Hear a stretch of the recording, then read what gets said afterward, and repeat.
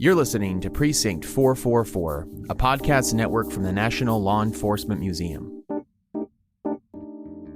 Today we're bringing you an episode from Lifeline, offering a holistic wellness approach focused on supporting American law enforcement, promoting resilience, safety, and survivability. On January 31st, 2023, the National Law Enforcement Officers Memorial Fund hosted the National Law Enforcement Officers Firearms Survival Summit, an all-day event focused on firearm injury prevention and line-of-duty deaths. The full-day event featured law enforcement and firearms experts and leadership, as well as statistical data from NLEOMF's proprietary mid-year and end-of-year law enforcement officers' fatality reports to deliver actionable content and tools. The nation's most respected law enforcement tactics practitioners, combined with the most current and innovative training,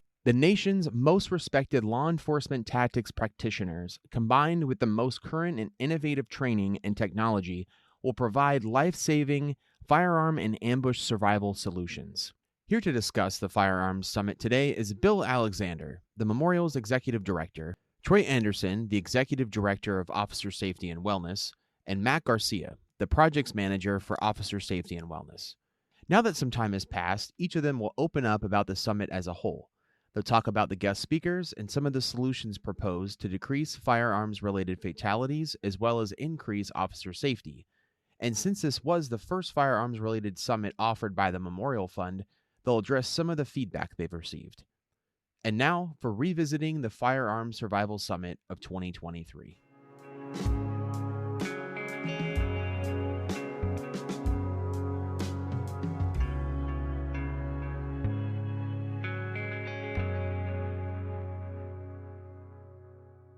What we were looking to accomplish was, as we were focusing on the data contained in the 2023 year-end officer fatality report, we were looking specifically at firearms fatalities, but more specifically on statistics related to ambush-style killings of our officers nationally. So as we started to see that uptick, we recognized that the National Law Enforcement Officers Memorial Fund, that we needed to provide a solutions piece to that. And as part of our solutions piece and as part of our summit series, we pulled together from our officer safety and wellness pillar, we pulled together some of the greatest minds in firearm survivability across the nation. And one of the first things that we started out with after we had our opening from our CEO, Marcia Ferranto, and then some wonderful remarks by ATF Director Stephen Dettelbach, we had an opportunity to hear from our Executive Director of the National Law Enforcement Officers Memorial, Bill Alexander, who really had an opportunity to recapitulate the statistical data from that preliminary officer fatality report. And Bill, I think it would be a useful opportunity at this point for us to kind of go back to you and talk a little bit about what those statistics, those alarming statistics were showing you, and what your piece was to kind of set the framework for how that event came together. Sure, Troy. Well, thank you. And I appreciate you taking some time to discuss the Firearms Summit, which I thought was very impactful. And I would like to, again, publicly thank you for putting it on. And for those who are listening in now, I'm sure we'll include a link in the podcast notes in terms of how to find and watch that if you haven't seen it already. It really did come together in a big, huge way. And that was almost entirely due to your back-end efforts and getting a bunch of really smart, impactful, thoughtful speakers together to think about, talk about, find ways to help assist officers who might be facing, deadly encounters, particularly involving firearms. So thank you for that. Thank you, Bill. We put out our end of year report in January. I think the big takeaway for most people was that in 2022, we identified 226 total line of duty deaths across law enforcement in this country. And that represents a really substantial drop from 2021, where we had documented 586 total such line of duty deaths. The reduction is almost entirely driven by a huge drop in COVID-19 related deaths falling. And, to a little bit degree, traffic was down from 58 in 2021 to 56 total traffic related deaths in 2022. And the COVID number, again, was really the big drop. We went from 405 COVID-19 related deaths in 2021 down to 70 in 2022. So, again, 226 total line of duty deaths in 2022. And you and I had begun discussing this many months out before the end of the year. We had already noticed on our end an uptick in the number of firearms fatalities. So, when you and I and representing the Memorial Fund are talking about firearms fatalities, for those uninitiated with sort of the language and the acronyms, we're talking about men and women in uniform who have been shot and killed doing the job of a police officer out on the streets, shot and killed. And every single year, tragically and regrettably, there are one or two who are shot and killed in some sort of either training accident or friendly fire. But for our purposes here today, we're really focused on the men and women who are murdered out on our streets. And so for 2022, we documented 64 line of duty deaths, firearms fatalities where an officer was shot and killed. And that mirrors the same number in 2021, 64, 64. And so on balance, you would look at those 2 years in sequence, taking them completely out of context for any of the prior numbers and go, oh, well, there's no uptick there. There's no story. While every single death is regrettable, it seems like we're on par and there's nothing to see there. But if you step out just a little bit, you take something of a 30 to 50,000 foot view and you look at the statistics over the long haul, you can see that from 2010 all the way through the end of 2020, we averaged about 53 officers being killed by gunfire each year. And all of a sudden, right in line with the pandemic and inflation and a bunch of other internal concerns, to some degree unique to the United States, we see in 2021 and 2022 a 21% increase in firearms fatalities. And so you and I, even months ago, began to recognize that this trend, it was certainly trending upwards. And there were more than a half a dozen cases, even at that time, a few months ago, that we recognized were very clear ambush attacks specifically targeting law enforcement, most notably the one in Connecticut, where 2 officers were shot and killed, just absolutely no question, in an ambush style attack. And so you and I started talking about, well, hey, in terms of the Memorial Fund, in terms of officer safety and wellness, in terms of our 3rd pillar mission, which is to make it safer for those who serve, what can we do in terms of sort of combating this challenge head on? We recognize it's a problem. We're seeing more firearms fatalities. We feel like, and the evidence is supporting that law enforcement officers are being targeted specifically because they are in law enforcement. What can we do as this great organization with the resources that we have at hand, with the data that we are clearly identifying trends on? What can we do to make it safer for the men and women out there on the street, particularly if they find themselves in some sort of gunfire battle? And that's what got both of us started, particularly you, thinking about, hey, who can we pull in? Who has an expertise in this? Who can offer some thoughts and suggestions to the men and women out there doing the job that would hopefully make it safer for them? And so for my part, I spent the bulk of my segment talking about the stats, but really focused in on gunfire fatalities. And again, reiterating to those who were listening, we're talking about the murders of too many men and women in uniform by guns. So that was sort of the start and the preamble of the program, and I hope gave a platform for the rest of the guests to talk and offer their thoughts.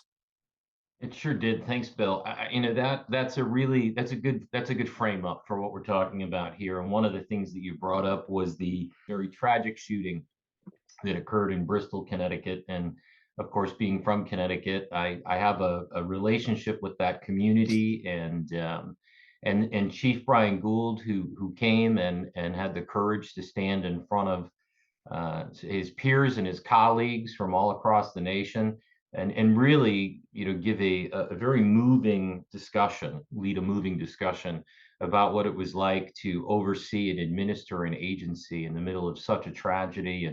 And we had an opportunity, more specifically you from the Memorial side, to be able to recognize the surviving officer who just, Alec Iarato, I can't say enough good about him, his courage and his heroism in a very difficult situation, an almost unthinkable situation. Bill, you want to talk a little bit about the Officer of the Month award for December? Yeah, we were really privileged and honored to be able to honor Officer Iorato. What he did on the scene of that, I mean, you and I are both retired from the job, and I was really in awe as we collectively watched his body-worn camera video. Just his poise, the level of his ability to disassociate himself from what was an incredibly emotional scene. His peers are being shot. He knows that his peers are shot. He himself is shot. His poise, the distance at which he was from the suspect, his ability to engage that suspect, and ultimately neutralize that suspect. It was just really such a great display of professionalism, and I think a perfect exemplar of the many men and women in uniform out there who are doing the right things for the right reasons, responding the way they've been trained, making it as safe as possible for the public and their coworkers. I mean, just an absolutely amazing response by Officer Iorato. And we were really proud and privileged to present him as an Officer of the Month from the Memorial Fund here. Every single month we honor an officer or a set of officers who have done something good for the community or responding in a meaningful way to one or more incidents. And he really was the perfect end cap to a year in which we honored, a number of men and women who went above and beyond. But to be able to have him here in person, to be able to see him, to be able to shake his hand, to pass him a temporary certificate until we can get him a more permanent award when we have our police weekend in October later this year.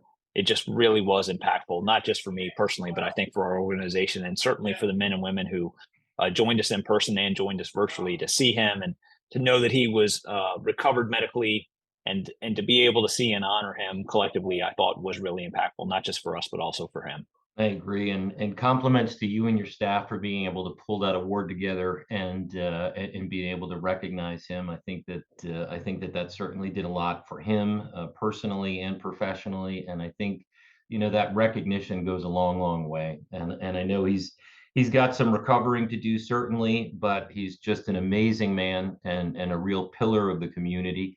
And it was just so great to have him there. And as I look back and sort of reflect on that entire summit, I think the framework of the way that we set that up was to really, in the beginning part of the day, talk about the issue, talk about the problem. And then as we transitioned further into the day, we really started looking at solutions piece.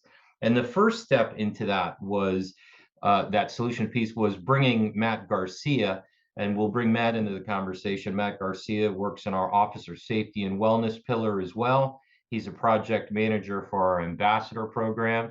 And Bill, I apologize, Matt, if you would, I'd like to talk a little bit about not only what your presentation was about and what you were focused on, but maybe even find a way to incorporate how the lessons learned from this day through your ambassador program can be brought back out into the field and incorporated into everyday training, either through administrators or commanders or trainers, or even just lessons to rank and file folks.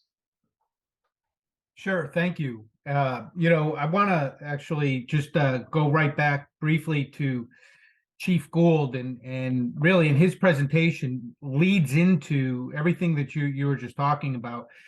And Chief Gould really focused on the importance of having systems in place prior to an event of this magnitude, and how important it is for the law enforcement executives, the leadership within law enforcement departments, to have something already in place where they're working with the community. They've built that trust, they've built the support within additional community leaders. They've gotten the buy-in when it comes to training, providing their officers with equipment, wellness programs, and how important that is when something like this happens. That's not the time to try to put everything into place. You have to have those things in place beforehand. And he really drew attention to that, along with Mayor Caggiano from Bristol, who was there to support him and the work being done within the Bristol Police Department. And that led into my presentation with Destination Zero and the programs that are out there addressing both officer safety and officer wellness. And in the context of the Firearms Survival Summit, we focused on two of last year's winners of Destination Zero. We focused on San Antonio Police Department, and we also looked at Chesterfield PD down in Virginia. And their leaders were absolutely two incredible commanders to come to Washington, D.C. We did have the opportunity to meet with them, not just at the award ceremony, but also sort of offline, if you will, and get to talk to them. And so when I was putting together really that piece for the Firearms Summit, there were a number of different things that were important to focus on. And, and I encourage everybody to go to the link to watch that Firearms Summit.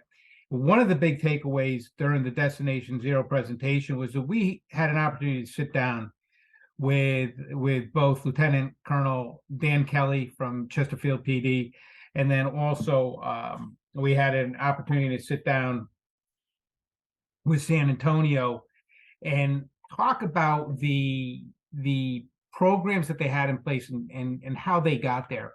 And so with San Antonio, we had an opportunity to meet with Captain Miles Earwood and talk about the different things that his department did at a time when COVID was really changing the way that police departments were operating and functioning throughout the country. So restrictions and limitations that were put on to police departments, a lot of police departments just pulled back. Trainings went on hold, operations went on hold. They really scaled back how involved they were within the community for certain things such as arrest and search warrants, finding new ways to either serve or execute those. What was so impressive about San Antonio PD was that they looked at how best to continue to serve their community through policing, which goes back to something that Chief Gould had mentioned about working with the community and how important it is for police departments to work with the community. And they looked at their program and they said, we've got an opportunity here to look at the way we're doing things, find some efficiencies in the way that we're doing things, and restructure our training program. And with that, what they did is they reached out to their tactical unit, their emergency services unit, and they were able to take those officers that were dedicated to the emergency services unit and then restructure the program really into a training unit where they went out to their individual departments or to their individual locations and trained these officers at the precincts, if you will. And this went on for a period of time. And overall, over the course of a year, officers received more training during COVID than they had actually received prior to, just because of the way that they structured it. Meeting with the departments during the shifts, the first, second, third shifts, providing an hour of training while half the shift remained on the road, another half went to training, and then they would switch. And the end result was that officers were better trained. If they looked at the way that they were doing things and they made sure that during this period of downtime, if you will, for a lot of departments, they recognized the need to keep their officers trained. Those within the emergency services unit, they continued to get the training that they needed, and overall proved to be a very effective platform, if you will, to provide for their officers those skills that they need to constantly train with, to constantly reinforce so that they're on their A game at any given time. And then we looked over at Chesterfield PD, Lieutenant Dan Kelly, and the work that's been done by the men and women out there to address a number of things within the department. So in our conversation with Chesterfield, they have looked at so many things to address officer safety. So we had asked them, what changes in policy has their agency implemented to improve firearm safety and survivability within their department. And that really led to Lieutenant Dan Kelly talking about all of the various things that they have put into place, the training and equipment. And again, I'm going to go back to Chief Gould, who mentioned how important training and how important equipment is to a police department. And Lieutenant Dan Kelly had talked about need for ballistic vests, armored vests. He talked about providing officers with helmets and level 2 holsters, patrol rifles in every vehicle, weapon-mounted tactical lights. Chief Gould, when talking about Alec Iorato, talked about the some additions to his firearm, which helped him make that lethal shot from over 30 yards out. We talked about, or Dan Kelly talked about, the providing ambush and active shooter training to their officers. Movement within these very fluid situations, communications, identifying threats, the use of body-worn cameras. So both departments really targeted the need for providing their officers with the tools and the skills that they would need to go out into these situations. What the summit did a great job of highlighting is that the environment out there is becoming more lethal in the terms of the number of firearms related shootings to officers. And even just going into 2023, the number of officers killed by firearms, we are off to a very rough start at the beginning of this year already.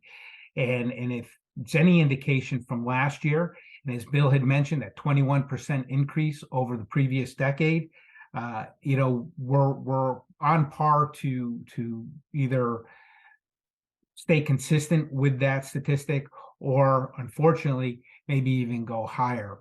And so for those departments, the Destination Zero departments are the winners there, San Antonio and Chesterfield PD.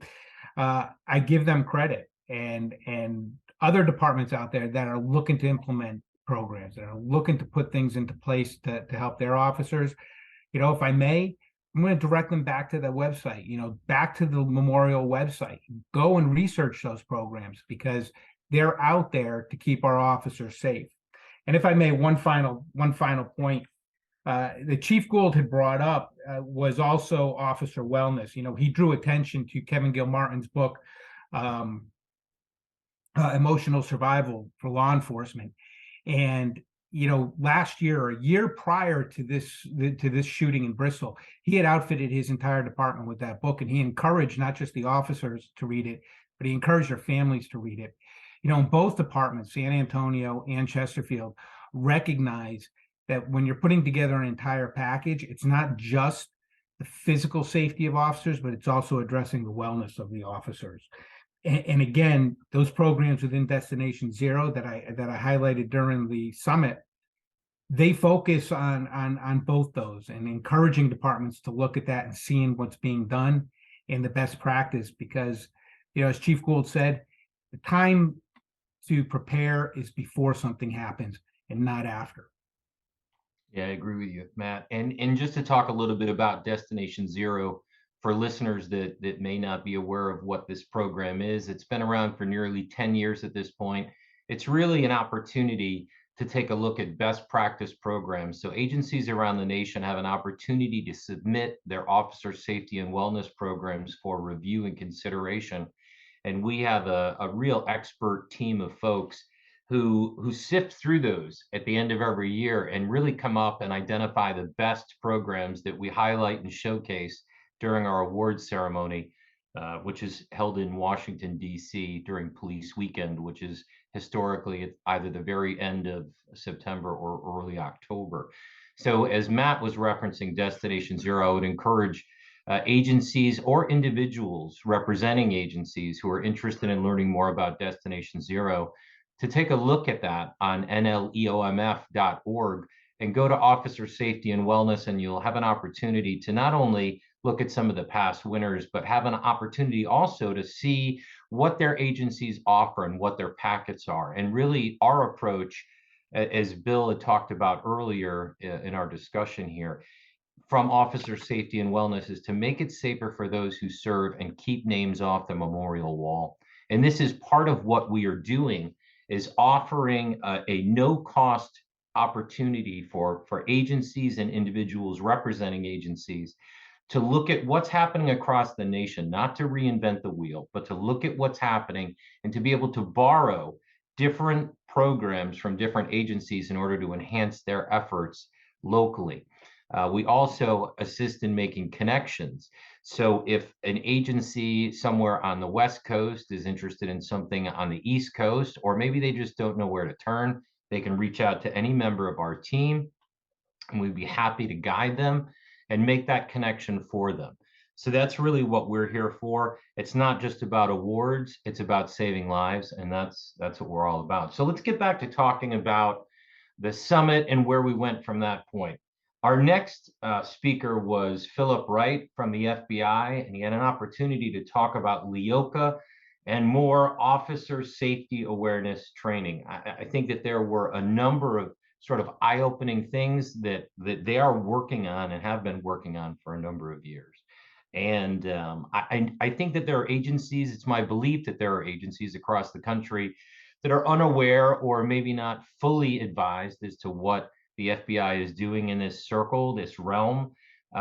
Just very, very interesting work, the study of officers that are not only killed and assaulted, but the people that kill and assault officers, the mindset. Really looking at not only survivability, but also looking at how can we avoid these situations? What are some of those precursors that we see in advance that we can teach our officers in order to help them understand the situation that they're in? So I'll turn this over to either of you if you want to talk a little bit about that LEOCA training and what your takeaways were from that. Well, Troy, I guess I'll jump in. There were two sort of high-level takeaways I took from Philip, who I thought just did an amazing job of breaking down some broader trends and patterns that they were seeing on the federal side. And, for those who are listening in, and Troy said LEOCA before, he's referencing law enforcement officers killed and assaulted, a database that they keep and maintain and hopefully populate with accurate data. One of his points is that their data is incomplete. Their data set is incomplete because of the fact that so many agencies are unable to respond in a meaningful way, but they're still able to extrapolate some really incredible data. And so my two big high level takeaways were: one, the data supports that it's not just, we here at the Memorial Fund, we track the men and women who die in the line of duty, the men and women who sacrifice everything in service of us and our country and their community. And regrettably, that's measured in the lives of hundreds of men and women every single year. But when you are talking about the number of men and women in uniform who are assaulted but survive every single year, he's talking in the thousands of encounters every single year where men and women in uniform are purposely assaulted as they're trying to do their jobs to make it safer for their community. So that was, to me, a really startling statistic. The other high-level takeaway I took from him was he spent a good deal of time talking about how they do interviews with, following serious assaults and in some cases deaths of both sides of the equation. They talk to the police officers involved, and they also talk to the suspects involved, for the suspects that are willing to talk. And I guess it wasn't surprising if you just sort of sit down and begin to think about those kinds of encounters and what could have led to them. I'm going to borrow heavily from our mutual friend and contributor in the past, Dr. Gordon Graham, who said that if it's predictable, it's preventable. So if you begin to noodle that and go, what could have led to these encounters where officers are assaulted? I think all of us would likely say that complacency could and likely is a factor. And their data really, really supported that, heavily supported by direct testimony from both the officers and the suspects. And the suspects made it very clear that they were picking up on cues from the police officer and then tailoring their behavior in such a way as to try to solicit from the officer even more cooperation and for the officer to let their guard down. And then second, the officer did let their guard down, they took advantage of that and assaulted the officer. And in some cases, either attempted to kill or did kill the police officer in question. So those are my two high-level takeaways. Yeah, I agree with that. Some very interesting data in their studies that came out of that. And, I'm really thankful that we had an opportunity to bring that to our audience. And of course, for those of you who may not have had an opportunity to view the summit in real time back on the 31st of January, you certainly can now on our website as well. And I think the crucial takeaway for me is we talk so much about training and we talk about emerging technology and we talk about proper outfitting and upfitting of equipment, but it's not just about that. I think there's also that reminder to revert back to our initial training and to our in-service training as it continued. And as you talked, Bill, about the complacency piece, I think so often, all the things that we were trained in, and I think back to my academy time, and did you get enough information? When you got dispatched to a domestic disturbance, did you park a reasonable distance away? Did you wait for a backup? Did you listen? Were you concerned about cover and concealment? Did you make sure that you had all the right equipment with you when you left your vehicle? I think those reminders are super beneficial as well. So it's not just about all of the latest and greatest, but it's also the stuff that we've also trained in, stuff that we already know. It's just a reminder that complacency very often is what leads to a very, very difficult end for many officers. Matt, what do you think about that? During Philip Wright's presentation, the complacency part was, something that really resonated with me, because even after all these years, and we all entered law enforcement in the early to mid 1990s, and complacency was, that was taught to us early on, the dangers of complacency, and yet, here we are decades later, and complacency still becomes an issue when you're talking about line of duty deaths and you're talking about assaults on police officers.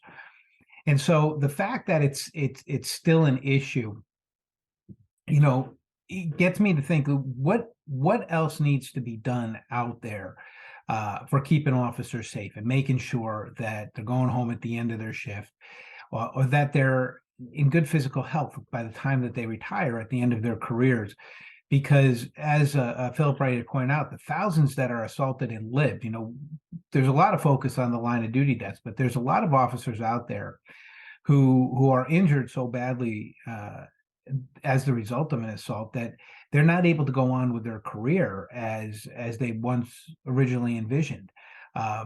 Some are, many aren't. And what can we do to ensure that officers don't become complacent? And I think that goes back to something that came up multiple times during the summit, and that comes back to the need for training, the need for really focused training, the need for training that is dedicated to specific specific needs within a department, and making sure that the officers take part in it and take it seriously, really take it seriously. Officer Alec Iorato from Bristol had just gone through, earlier that day, had just gone through training for placing a tourniquet on a gunshot, on a gunshot wound, if you will. And hours later, after that training, he's in that very position where the person he was training with was putting that tourniquet on his leg to stop the flow of bleeding. And how important it is to take your training seriously and don't become complacent in actions, don't become complacent in tactics, and don't, when you're given an opportunity for training, don't take it lightly. Look at it as we're not going to sort of rise to the level of the occasion. We're really going to rise to the level of our training. And I think that's important, and that's something that's important to remember when we're talking about complacency. I agree with you, Matt. You couldn't have said that any better. And of course, as we looked at how that training day kind of worked out from that point, the next presenter was Peter Soulis from the Florida Department of Law Enforcement. And I think that his presentation for me was perhaps one of the more captivating ones, just based on his level of experience, the amount of armed encounters he had been involved in. And as he was going through sort of a litany of physical and mental and psychological processes, it was, as I thought, we have him for an hour, but we probably could have him for several days. And I know, Matt, you've been through his training before, and you were the one that brought him to my attention. And the more I started looking into his background and his training and his expertise, it was very clear that he would be a perfect fit to be a part of our summit for the day. And I certainly wasn't disappointed. Matt, maybe you could talk a little bit about his training, because certainly you had an opportunity to go through it, and what your takeaway was from what Pete had to offer. Yeah, absolutely. So, for many of us, range day or qualification day involves going to a range, standing on a line. You're given a set of commands, and there's an expectation, there's a standard for what you must shoot in order to pass qualifications. And much of that is you're dealing with targets that maybe rotate on a timer, and you shoot from a prescribed distance, and you shoot from various distances. They try to invoke some level of stress into that training to get your heart rate up, to get your breathing up, and to make you sort of focus on your tactics and your actions and shooting with that increased level of stress and shooting accurately. When I went through Pete's training a number of years ago, the solo shooting systems, it's all at the range, but it's not, you're not shooting as if you were qualifying. It's really focused on tactics, getting on target, and shooting from various positions and shooting under stress. You're shooting quick and moving to cover. And as you mentioned, from a captivating standpoint, his presentation, I think it brought many law enforcement officers who were listening that day back to the range, back to their training, maybe back to an incident or something that they were involved in. As you're listening to Pete, you can envision yourself in a scenario like that, where maybe you acted the way in which he was talking about, using tactics that he was describing, or maybe you're recognizing something that you should have done. But his training is really focused on operating under that extreme stress. He's been involved in multiple shootings. He was involved in a shooting in 1997 in which he was shot multiple times. He was able to, even under fire, to return fire and to take care of the threat that was downrange from him. And as a result, he took those lessons, and then having been involved in several other shootings afterwards, he developed a program that I think speaks to officers out there in the field, on patrol, during traffic stops, during domestic related calls, during any type of call in which a situation changes very quickly. He provides the information to help you sort of shift gears mentally very, very quickly. And again, it comes back to that complacency component. Do not become complacent. One of the things that Pete teaches is really the need to be well trained at all times, and in doing so, the need for repetition, the need for getting out there, the need for taking the training seriously. And with his training, and I remember going through it, one of the things that we all look forward to is day 3 of that training, when we were using simunition rounds. And I'll tell you, when you're talking about training and you're going from, say, a range line where you're just shooting down range and nobody's shooting back at you, for those who train with simunitions and have gone through any type of training with simunitions, you realize just how significantly it changes things. You become your tunnel vision kicks in very quickly. You forget your movements. You forget your tactics. Those things sort of fall apart if you're not really skilled at them. And that's what his training brought out, the need really to constantly reinforce those positives and not let the bad habits set in.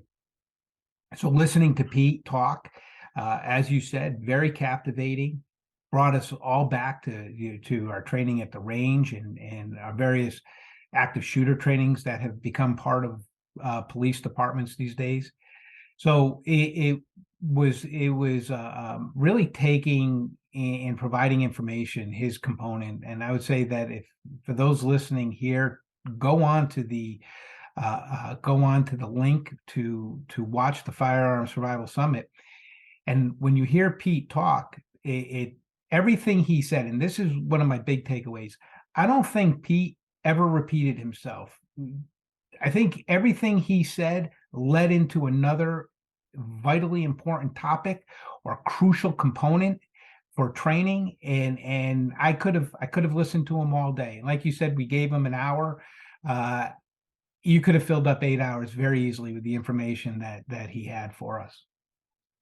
I agree with you. I think the reminder to all of us is if you train like you've always trained, you're going to get the same result in the end. And he definitely has an innovative approach. I think, and certainly an open-minded approach to training, and he incorporates so many different modalities into what's happening. And really, it's just a shame. I know that Florida is implemented all of his work for their officers across their state, but that type of training really should be available across the entire nation. And I hope that people have an opportunity to view that and maybe explore into that a little bit more. And Bill, I don't know what your thoughts were on that, but I know that you were probably trying to process that like everybody else, because he was at 100 miles an hour, and I appreciate that he was, because he covered so much in his just over an hour that he was up on the stage. But what was your thought, especially you having run a police academy as the commandant, and your thoughts as to how his training style may apply to new officer training? Yeah, like both of you, I was just captivated by Peter as he was not only telling his story, but offering some real, potentially life-saving training tips across his hour. We really could have had him for multiple days, but I came away with two sort of high-level responses to him and his message. The first of which was, it's just as a preamble, I think law enforcement as a profession has certainly evolved in their thinking and how to respond to various critical incidents. One of those being some sort of, active style shooter. But Peter spent some time thinking about and talking about ambushes specifically. And one of the things that really stuck with me was that he said there are times, in fact, he even referenced one of his own examples where he was being ambushed. And he said he regretted a course of action he took when he was taking cover. And he felt in hindsight very confidently that he should have attacked. And that was a line of thinking that I don't hear very often in law enforcement circles, certainly not in the training realm. Mm-hmm. Almost always the message is take cover, gain safe ground, give yourself time and distance to hopefully make a decision that allows for your encounter to go safer for you or safer for the people that you're trying to protect. I don't know that I've heard very often across the training spectrum in law enforcement that there are times and circumstances where you should attack. And listening to his story, I 100% agreed. I don't think that should be the normal automatic off the cuff response, even if you're in some sort of firefight. But I think officers across this nation need to be mindful of the fact that there are, in fact, times where you cannot just take cover and wait for the bad guy or girl to come find you and kill you, that there are times where you have to take the initiative and go on the attack. So that was one of the top things that I really took away. The other thing that I took away was he didn't get to spend a lot of time on it, but he did touch on it. And I also thought it was really impactful leading into this on the attack was solo response to active shooters. Now, we as a profession have moved really quite a bit in terms of our response to any kind of active incident involving some kind of shooter. I think probably for all three of us early in our career, if we had gotten some call that there was an armed gunman, say in a school or some sort of organizational facility, we would have set up a perimeter. We would have waited for EST or some sort of SWAT team to show up on the scene. An hour or so later, SWAT would have gone in and tried to neutralize or eliminate the threat. And, over the course of our careers, we've all seen very tragically and regrettably, time and time again, where some sort of active shooter is on the loose, actively killing people, most commonly in some sort of school. And we as a profession have changed course on our training on that front to say we cannot wait for SWAT or some specialized unit to show up. Police have to go in. And so over time, I think the current standard is that the first officer on scene would wait for one or perhaps a handful of additional officers to show up, and then they would go in as a team. And so I had certainly heard it before, but Peter was very convincing, particularly if we're talking about across large swaths of our country where a police officer arriving on scene, their closest backup might be 15, 20, 30 minutes away. Introducing, if not already reinforcing, but at least introducing the departments across this country who only might have one officer on scene for some period of time, introducing the idea that that officer must go in and take action, that the solo response is not only an option, but probably the required response. While I do think the profession has gone quite a ways in terms of these kinds of responses, we still have examples in the not too distant past, including Uvalde in Texas, where officers seemingly did not respond in the way that we might otherwise advocate for. And of course, I wasn't on the scene there, so I'm not trying to Monday morning quarterback facts that I don't entirely know intimately. But it seems on the outside looking in, that would be an example where law enforcement did not respond in the ways that Peter was certainly advocating for, in terms of going on the attack and finding the threat and finding a way to stop that threat before they harm additional persons, and up to and including even if it's a single officer going in. I thought that was really impactful. I agree with you. Just very eye-opening, his approach to training. And I think as we look at training nationally for law enforcement, one thing that is very certain, and anybody who's worn a badge for any period of time will know, that the culture overall seems to be very change averse, and we don't like change. But I think that we do need to change our approach to training. We need to change our approach to learning new techniques, to embracing some of this new technology that's available to us, to some of the new equipment, and actually putting it to practical use and getting out there and just doing that repetitive action of training over and over until it becomes muscle memory. The last piece of our summit was really a discussion panel, and the folks that we were able to bring in for that were partner organizations from our board of directors, moderated by Jim Birch, the president of the National Policing Institute. Also on that discussion panel was Brenda Goss Andrews, who is the president of Noble, and Chief William Brooks from Norwood, Massachusetts, who was representing IACP. And the wealth of experience and knowledge on that stage at that moment was really, for me, eye-opening. And I think that they could have gone on for hours talking about not only personal stories, but examples of times that they lost officers, either to firearms or specifically ambush style events. I think that there were a lot of takeaways that came from that. If either of you want to kind of jump in and talk a little bit about that discussion panel, that'd be great. We had a number of mechanisms whereby we instructed off-duty officers, should they find themselves in some sort of ongoing incident, to identify themselves, including, we had these armbands that everyone was supposed to have in their cruiser to put on if they found themselves in that situation. We had certain hand and arm signals that should have made it obvious to approaching officers that they might be dealing with someone in law enforcement. Of course, they were supposed to have their badge either around their neck or on their waistband, and also trying to flash or show that in some visible way, a number of various things. But we did not have at the time any kind of policy in terms of the dispatchers and the over-the-air radio traffic alerting folks who might be coming in that there was an off-duty and what they were wearing and who they were, that kind of thing. I thought that was really impactful and certainly something to think about. And I thought it was really insightful of the chief to bring that up, because here we are at this summit talking about firearms fatalities, and we were mostly focused on, as we mentioned at the beginning, the men and women in uniform who are being murdered in these encounters, but also acknowledging that occasionally, regrettably, tragically, there are times almost every single year where an officer is killed in some sort of friendly fire incident.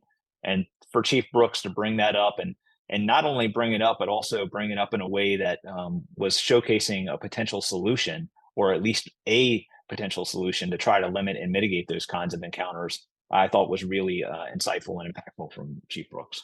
I agree with you. And I really do genuinely look forward to doing more programming and more panels with some of these representative organizations who are on our board of directors. And there are many law enforcement organizations that are with us that just bring so much experience. And the really exciting thing, I believe, is that it's not just the experience, it's that they're representing different constituencies. So they have their own platforms, they have their own areas of expertise, and I think bringing that together just brings the most comprehensive approach that we can have. And I think that is one thing that we need to work more on in the future, is kind of bringing bringing these organizations and their representatives together to have these discussion panels, because there's just so much that can be garnered from those talks.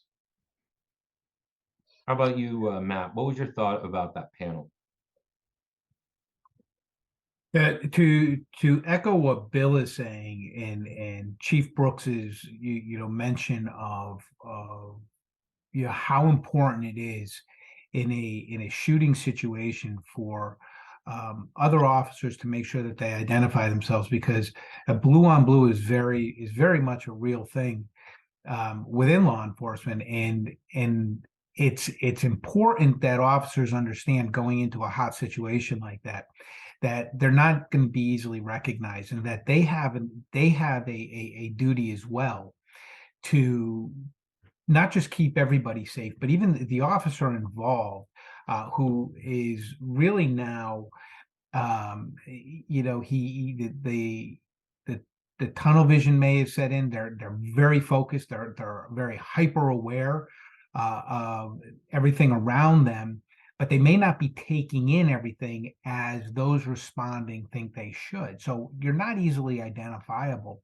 And it brought to memory a retired sergeant from the Connecticut State Police, James Scott, who talks about a shooting he was involved in, and how important it is for responding officers. Make sure you make eye contact with that officer that's been involved in the shooting. Make sure you make eye contact when you show up on scene, and that they understand who you are, and that you get that level of recognition, so that you don't end up in a situation where there is now a blue on blue shooting. And just, it's going to be helpful overall for those directly involved in the shooting to know that those responding are doing so in such a way to keep everybody safe at that point. So when Chief Brooks was talking about that, it resonated with me, because I think we in law enforcement, we have a tendency, right? Everybody rushes right in, and we sometimes don't realize just how dangerous that can be. So I'm glad that he brought that up. I'm glad that he addressed that during his portion of the panel. Agreed with you there, Matt. I think as we begin to wrap this up, our discussion here today about our summit, one of the things that I think I'd be remiss if I didn't acknowledge was the how thankful we are for the support of our sponsor for that event, who was Armor Research Company, and Randy Sutton, who represented them, who really came out, I think, and gave a lot of credibility to their platform and their product. Just very interesting stuff. And again, if you go on NLEOMF and take a look at the summit, you'll be able to see the material that he's talking about, the Armor Research Company and what they do. There's a video that's on there as well. Certainly, again, I'd like to thank Stephen Dettelbach, the director of the Bureau of Alcohol, Tobacco, Firearms, and Explosives, for taking the time out of his very busy schedule to come and spend some time with us and to really address his concerns and ATF's concerns and share that with the nation. And of course, Marcia Ferranto, our Chief Executive Officer at the National Law Enforcement Officer Memorial Fund, for really allowing us and encouraging us to continue with these efforts and being very supportive for the men and women of law enforcement across the country. Again, I'd like to thank Matt Garcia for joining us, and Bill Alexander. It was an overall just incredibly overwhelming and rewarding day. The positive comments that we've gotten from there continue, and I would imagine that they will. Everybody should keep their eyes open for a future report on that summit, which will also be on our website, so you can kind of read over the recapitulation. But if you have an opportunity to sit down and watch it in its entirety or segmented, please do. I think you'll find that there are a number of takeaways that you'll have as well. And again, as always, my team and our Officer Safety and Wellness program is here to serve you. And our mission is to keep you safe and to keep the names off the walls of the men and women in law enforcement across this country. I'd like to thank you so much. Thank you very much, Troy. Thank you, Troy. Thanks, guys.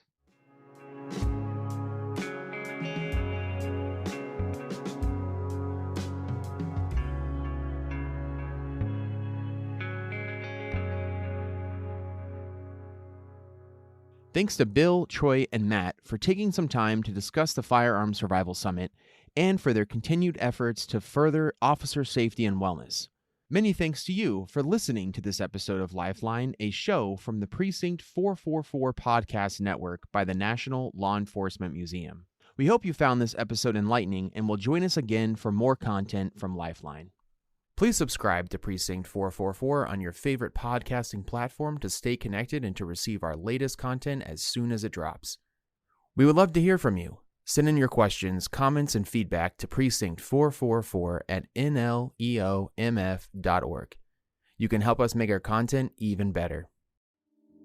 The National Law Enforcement Museum is located at 444 East Street Northwest in Washington, D.C., and is dedicated to telling the story of American law enforcement.